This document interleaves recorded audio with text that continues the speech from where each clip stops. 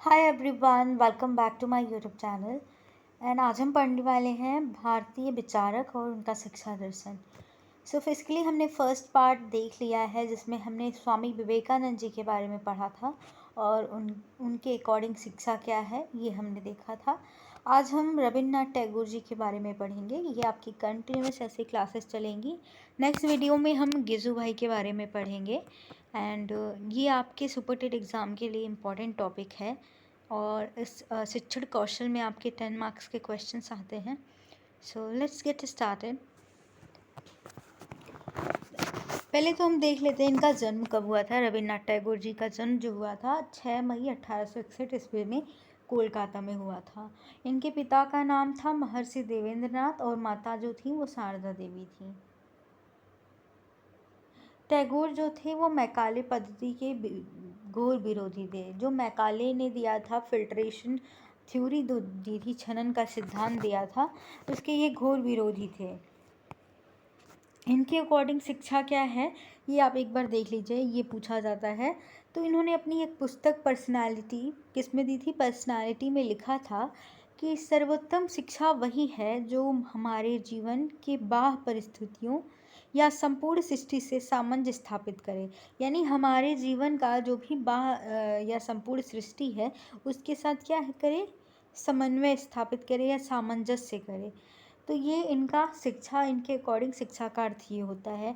और ये मानते थे कि सा विद्या या विमुक्ति के समर्थक थे या इसके समर्थक थे। ये जो वाक्य है सा विद्या या विमुक्त, इसके क्या थे, समर्थन करते थे। ये इसका मतलब ये है कि जो शिक्षा होती है, विद्या होती है, विद्या केवल जन्म और मृत्यु से जुड़ा नहीं है। ये नहीं है कि मुक्ति पाना ही विद्या है, जन्म मरण से मुक्ति पाना ही क्या है, विद्या है। नहीं, इनके अकॉर्डिंग सामाजिक और मानसिक और आर्थिक जो भी समस्याएं हैं, सामाजिक आर्थिक, इन सब से क्या करना, निपटना, इन सब से भी क्या होना, पार या मुक्ति पाना ही क्या है, शिक्षा होती है।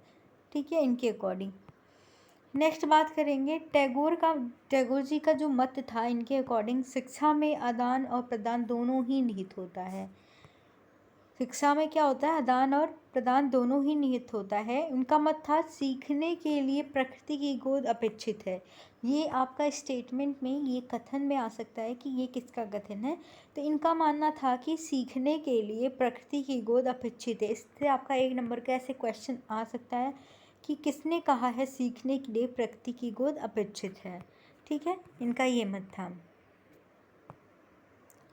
एक और इनका मत था कि स्वतंत्रता के माध्यम से ही व्यक्तित्व का पूर्ण विकास संभव हो सकता है। मैंने ऐसे शिक्षकों को भर्त्सना की है जो प्रतिबंध के पक्षधर हैं, क्योंकि प्रतिबंध स्वयं प्रकृति को पथभ्रष्ट होने को बाध्य करता है।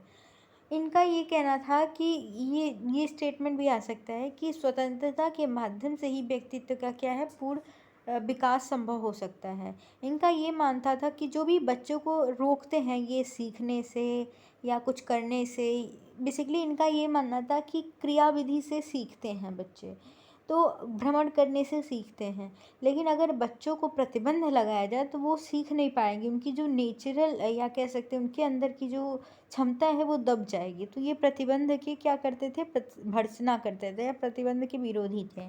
ठीक है, नेक्स्ट बात करेंगे इनके शिक्षा का उद्देश्य क्या है। इनके अकॉर्डिंग शिक्षा का उद्देश्य क्या है, तो इनका मानना था तो कि व्यक्तित्व का सर्वांगीण विकास करना ही क्या होना चाहिए, शिक्षा का उद्देश्य होना चाहिए। बौद्धिक शक्ति का विकास करना ही क्या होना चाहिए, शिक्षा का उद्देश्य होना चाहिए। चरित्र निर्माण करना ही क्या, शिक्षा का उद्देश्य होना चाहिए। सार्वभौमिक नागरिकता का विकास करना क्या होना चाहिए, शिक्षा का उद्देश्य होना चाहिए। व्यक्ति तथा समाज का संबंध स्थापित करना क्या है आपका, ये सामंजस्य की जो बात करते हैं ये रविन्द्रनाथ टैगोर जी ही करते हैं। और नैतिक व आध्यात्मिकता का विकास करना ही क्या होना चाहिए, शिक्षा का उद्देश्य होना चाहिए। ठीक है, अब आते हैं सबसे इम्पोर्टेंट पॉइंट पे, हम देखते हैं 1913 में गीतांजलि की रचना की। इन्होंने कब की, गीतांजलि की रचना की 1913 में। और इसी ग्रंथ के अंग्रेजी अनुवाद के लिए उन्हें क्या मिला था, नोबेल पुरस्कार या नोबेल प्राइज़ मिला था। और ये पहले भारतीय हैं जिन्हें नोबेल प्राइज़ मिला है, फर्स्ट इंडियन। ठीक है, इनको क्या मिला था, नोबेल प्राइज़ मिला था। किसके लिए, गीतांजलि का क्या किया था, अंग्रेजी में अनुवाद किया था। और भी इनकी रचनाएं हैं जैसे उत्सवर दिन, पूर्व पश्चिमी, शिक्षा हेर फेर, धर्म, शांति निकेतन, शिक्षावधि, स्त्री शिक्षा और माई स्कूल इनकी क्या है, अन्य रचनाएं हैं। इनकी रचनाएं आप एक बार ज़रूर देख लेना कि कौन कौन सी रचनाएं हैं। माई स्कूल जैसे पूछ सकता है, शिक्षा हेर फेर पूछ सकता है। और ये इनको गीतांजलि पे नोबेल पुरस्कार मिला था जब इन्होंने गीतांजलि को क्या किया था, अंग्रेजी में अनुवाद किया था। अब आते हैं अनुशासन या डिसिप्लिन कैसा था इनके अकॉर्डिंग। ये जो थे ये कठोर अनुशासन के पक्ष में नहीं थे। इनका मानना था कि बच्चों को कठोर दंड नहीं देना चाहिए था। ये स्वाभाविक अनुशासन पे विश्वास रखते हैं। किस पे, स्वाभाविक अनुशासन। ये स्वाभाविक अनुशासन क्या होता है, टैगोर ने लिखा है कि बालकों को कठोर दंड देते हुए देखकर मैं शिक्षक की क्या दोषी मानता हूँ। ये मानते थे कि कोई भी अगर अध्यापक बच्चों को कठोर दंड देता है तो मैं उसे क्या दोषी मानता हूँ। वास्तविक अनुशासन या स्वाभाविक अनुशासन क्या है, एक बार ये देख लीजिए। वास्तविक अनुशासन का अर्थ है अपरिपक्व एवं स्वाभाविक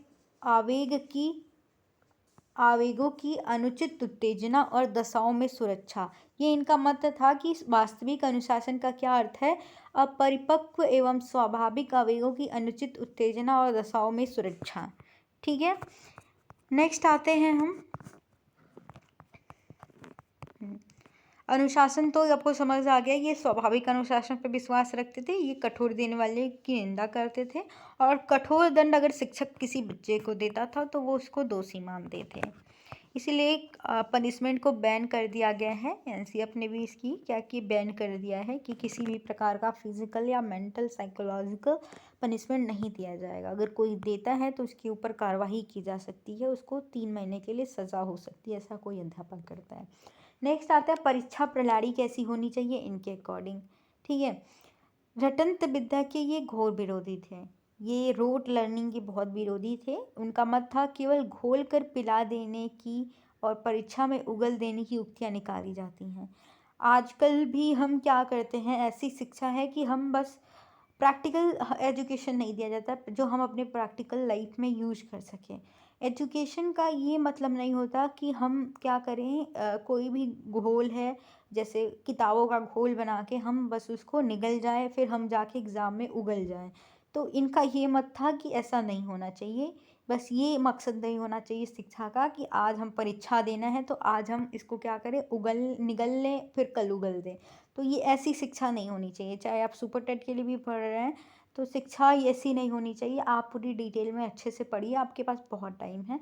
अभी वैकेंसी का कुछ पता नहीं है कब तक आएगी। 10,000 की बात हो रही है, अभी गवर्नमेंट जॉब देने की कह रहे हैं, लेकिन ये नहीं पता कि कब तक कितना देंगे। तो क्योंकि अभी आपका रिजल्ट भी नहीं आया है यूपी टेट का, तो इनके अकॉर्डिंग अगर हम माने तो ये कहते हैं कि शिक्षा ऐसी नहीं होनी चाहिए कि आज हम निगल गए कल फिर उगल दें। तो ऐसी भी नहीं होनी चाहिए। इसमें क्या होना चाहिए, छात्र, इससे क्या होता है कि छात्रों का बौद्धिक विकास नहीं होता। बस हम एग्ज़ाम के लिए पढ़ते हैं और पढ़ के फिर पेपर देते हैं, पास हो जाते हैं, जॉब लग जाती है, बस इतनी होती है।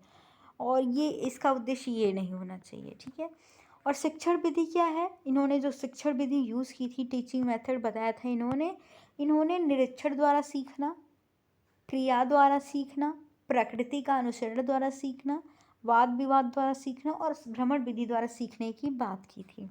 नेक्स्ट आते हैं स्त्री शिक्षा व जन सम्मान की शिक्षा कैसी थी।